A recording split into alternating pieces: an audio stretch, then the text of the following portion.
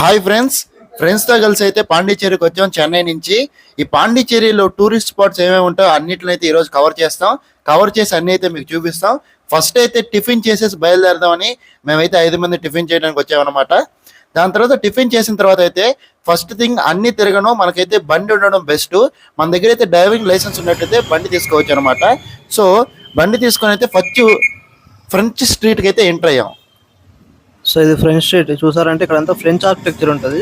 ఫుల్గా బిల్డింగ్స్ అన్ని ఒక వేరే లెవెల్లో ఉంటాయి. ఆర్కిటెక్చర్ సూపర్ ఉంటుంది. అన్ని కలర్లు కూడా ఒకే షేడ్ ఉంటుంది. అలానే పిల్లర్స్ కి ఒక షేడ్ ఉంటుంది, వైట్ ఉంటుంది మోస్ట్లీ.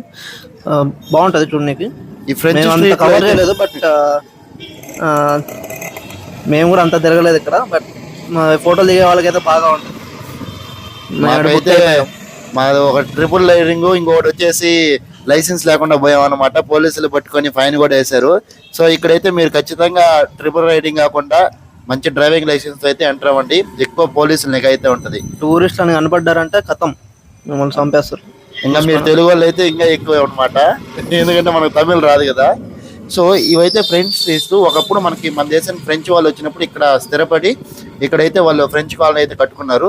ఇక్కడ ఇల్లు చూడడానికి మనతో పోలిస్తే కొంచెం డిఫరెంట్ గా ఉంటుంది. ఈ ఏరియా మొత్తం అదే అనమాట. ఇదంతా వైట్ టోన్ ఉంటుంది. సరే, ఫ్రెంచ్ స్ట్రీట్ తర్వాత అయితే మనం బోటింగ్ అయితే వెళ్ళాము. ఇక్కడ మ్యాంగ్రూవ్ ఫారెస్ట్ అయితే బోటింగ్ జరుగుద్ది. సో మేమైతే ఒక బ్రోకర్ పండా వెళ్ళాం అనమాట. అతను వచ్చేసి ఫస్ట్ 400 చెప్పాడు. దాని తర్వాత అయితే 250కే ఒప్పుకున్నాడు. సరే 250కి మనిషికి అని చెప్పాడు. మేము మొత్తం 7 మంది వెళ్ళాం అనమాట.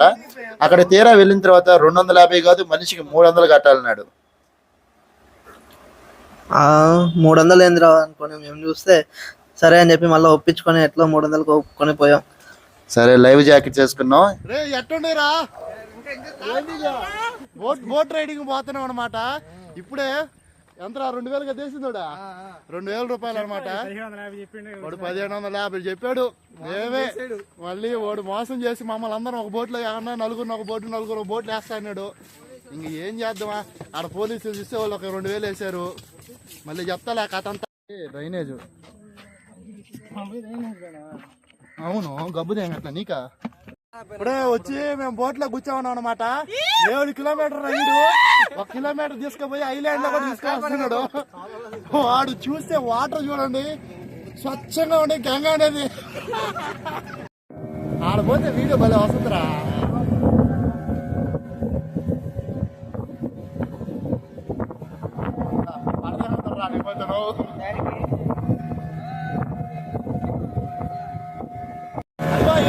అమ్మాయిగా బోట్ వస్తుంది, ఆ ఓటు రైడింగ్ లో ఉంది అనమాట. వస్తుంది వెనకాల చూడండి.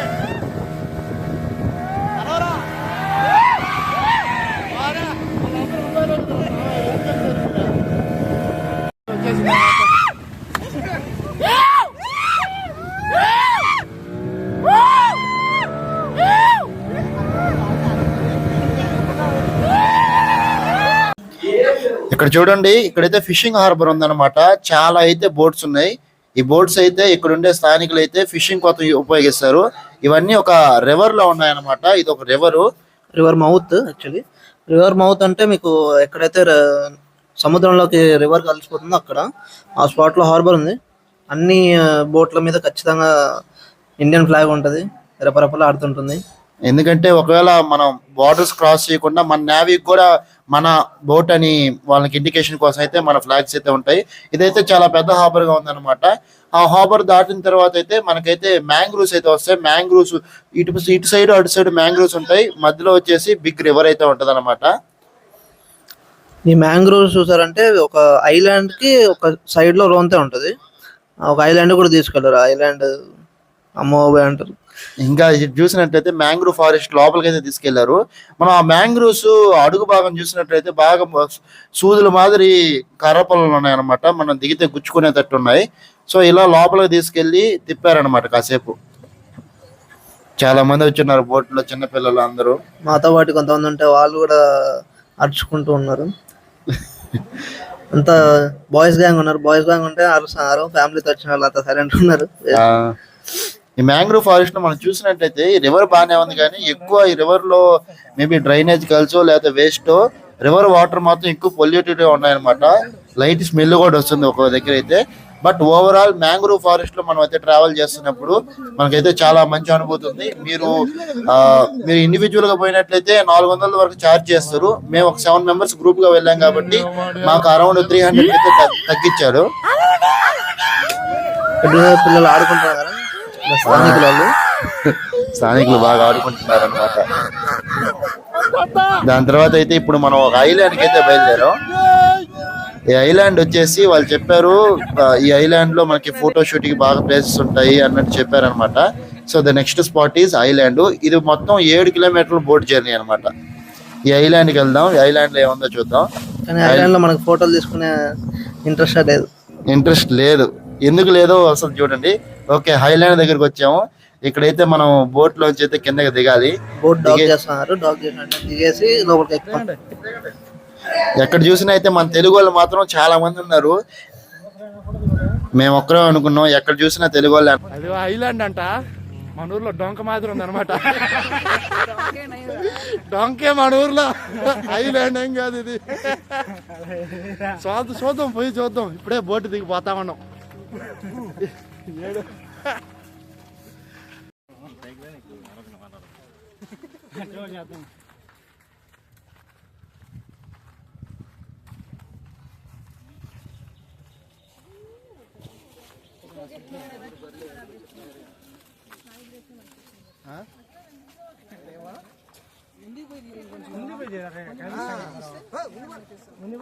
సర్లే, నన్ను సావ దిగుతా రాండి రే.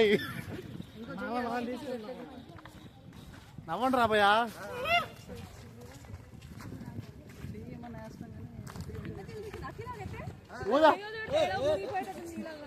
ఇగో ఇది ఏం లేదనమాట. ఊరికే ఆ బోట్లో తీసుకొచ్చి ఒక దగ్గర దింపారు. ఏడేదో పాత ఒక ఇల్లు మాదిరి ఉంది. పొగ కూడా ఉంటది. పొగ కాలస్తారు. సేమ్ అదే మాదిరి ఉంది. ఇంకేం తేడా లేదు. ఎవరా పోయాం చాలు.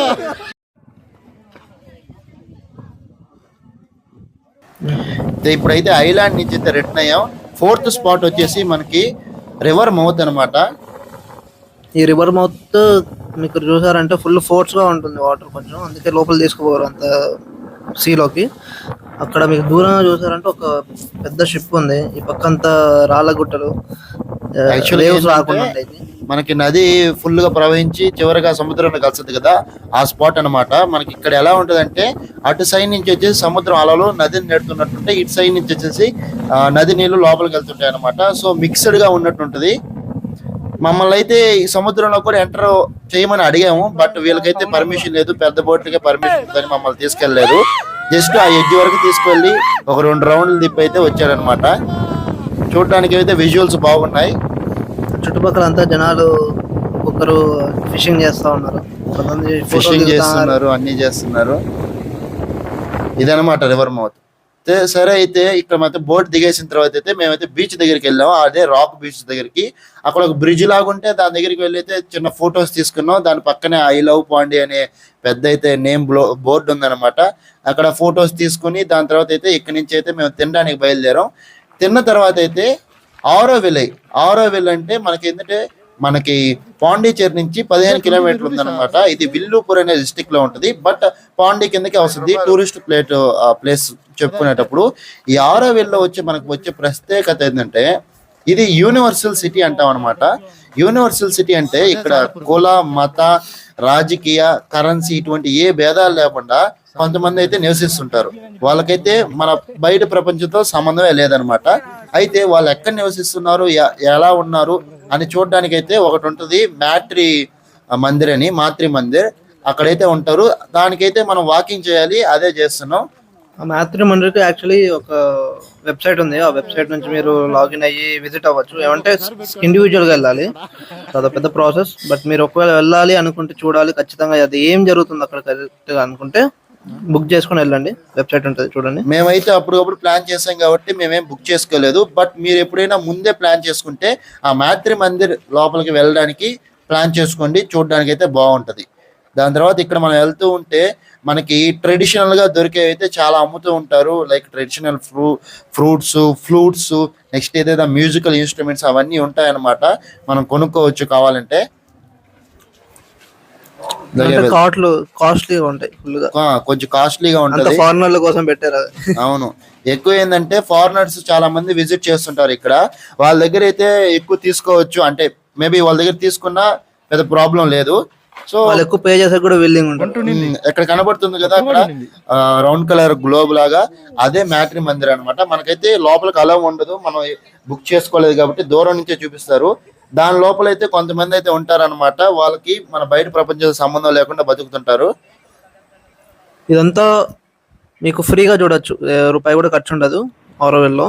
ఓన్లీ మీరు తినేది ఏదన్నా పెట్టుకుంటే తప్ప. ఇక్కడ లోపల కొన్ని హాల్స్ ఉంటాయి అన్నమాట నార్మల్ బయట. వీటిలో మ్యాట్రి మందిర్ అంటే ఏంటి, ఇది యూనివర్సిటీ ఎందుకు అయింది, అలా డీటెయిల్స్ అన్ని అయితే మనకు పోస్టర్స్ రూపంలో ఉంటాయి. దాని తర్వాత అయితే మేము ఈవినింగ్ రిటర్న్ అయ్యే లోపల 6:30 అయింది అనమాట.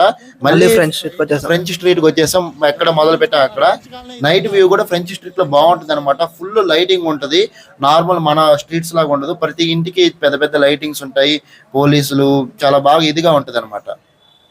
అది కాక సాటర్డే సండే అంటే హడావిడి ఫుల్ గా ఉంటది బండిలో, జనాలు. ఇంకా ఈ ఫ్రెంచ్ స్ట్రీట్ మనకి బీచ్ దగ్గర ఉన్న వాళ్ళు ఏంటంటే అందరూ బీచ్ నుంచి ఫ్రెంచ్ స్ట్రీట్ కి, ఫ్రెంచ్ స్ట్రీట్ నుంచి బీచ్ కి వెళ్తూ బాగా సందడిగా ఉంటది. మన తెలుగు వాళ్ళు చాలా మంది ఉంటారు, తమిళ వాళ్ళు ఉంటారు, ఫారినర్స్ ఉంటారు, నార్త్ వాళ్ళు కూడా ఉంటారు అనమాట. ఈవెన్ ఇక్కడ కల్చరే కొంచెం డిఫరెంట్ గా ఉంటది. మన దగ్గర ఉన్నట్టు ఎక్కువ ట్రెడిషనల్ గా కూడా రెడీ అయి ఉంటారు, కొంచెం డ్రెస్ సెన్స్ కూడా వేరేగా ఉంటది అనమాట. ఇక్కడ వచ్చే వాళ్ళకి కళ్ళు చెదిరిపోతున్నాయి, కళ్ళు చెదిరిపోయాయి, మాకు కూడా చెదిరిపోయాయి. ఇక్కడ వెళ్ళి మనం అయితే ఒక దగ్గర బైక్ పార్క్ చేసి దాని తర్వాత అయితే మనం ఫస్ట్ వచ్చేసి ఒక మార్కెట్ కి వెళ్ళాం అనమాట. ఇక్కడే ఫ్రెంచ్ స్ట్రీట్ లో ఉండేవి. ఈ మార్కెట్ లో వచ్చేసి లోకల్ గా దొరికాయి, లోకల్ గా తయారు చేసే వస్తువులు అన్నిట్లు అమ్ముతున్నారు. ప్రైజెస్ ఎక్కువ ఉండొచ్చు, బట్ అయితే క్వాలిటీ మాత్రం ఉన్నట్టుంది అనమాట. చూసినట్లయితే అన్ని లోకల్ హ్యాండ్ మేడెడ్ థింగ్స్ ఉన్నాయి. ఇవి మేము జస్ట్ చూసి వచ్చేసాం, ఎందుకంటే కొనే బడ్జెట్ లేదు మా దగ్గర, అవి మాకు అవసరం కూడా లేదు. సరే, దీని తర్వాత అయితే మనం ఇంకా ముందుకు వెళ్తున్నాం. మోస్ట్లీ ఇవన్నీ ఫారినర్స్ అట్రాక్ట్ చేసేకి ఇట్లా పెడతారు, ఎందుకంటే చాలా మంది ఫారినర్స్ వస్తుంటారు. వాళ్ళు వచ్చేసి ఇండియన్ ట్రెడిషనల్ లో ఉన్నాయి హ్యాండ్ మేడ్ థింగ్స్ కి అయితే వాళ్ళు ఎక్కువ ప్రిఫరెన్స్ ఇస్తారు కాబట్టి, ఎందుకంటే వాళ్ళ దగ్గర ఇవి ఉండవు కాబట్టి మనం అయితే వాళ్ళని అట్రాక్ట్ చేయను, మన దగ్గర ఉండే వాళ్ళు ఇవన్నీ సోనేస్ లాగా తీసుకెళ్తుంటారు. అవును, ఇలాగ ఈ మార్కెట్ అయిపోయింది అనమాట. ఈ మార్కెట్ తర్వాత మనం పోయినట్లయితే ఒక పెద్ద గాంధీ తాత విగ్రహం ఉంది. ఇక్కడ మనం ఎక్కడ చూసినా సరే నెహ్రూ తాత విగ్రహాలు, ఇందిరాగాంధీ గారి విగ్రహాలు, దాని తర్వాత గాంధీ తాత విగ్రహాలు అయితే చాలా కనపడ్డాయి మాకు. అంతా కాంగ్రెస్ పార్టీ వన్స్ బాగా రూల్ చేసినట్టుంది. ఇక్కడ చూడండి గాంధీ తాత విగ్రహం అనమాట. మేబీ ఐ థింక్ ఇక్కడ ఏంటంటే చాలా ఏర్పాట్లు చేస్తున్నారు, విగ్రహం కూడా కొత్తది ఉన్నట్టుంది.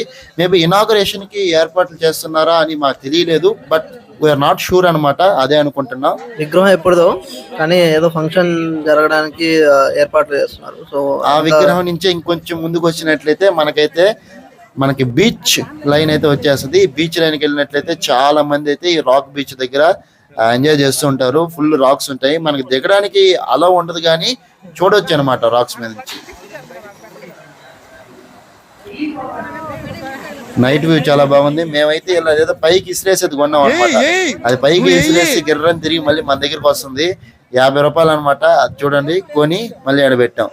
ఏదైతే వ్యాపారం బాగా జరుగుతుంది, టెలిస్కోప్ పెట్టేవాళ్ళు టెలిస్కోప్, తినేవాళ్ళు తినేది, అన్ని వ్యాపారాలు జరుగుతున్నాయి అనమాట. టెలిస్కోప్ లో చూద్దాం అనుకుంటున్నాం, బట్ మూడు చూసినందుకు మనిషికి 50 రూపాయలు అడిగాడు కాబట్టి చూడలేదు.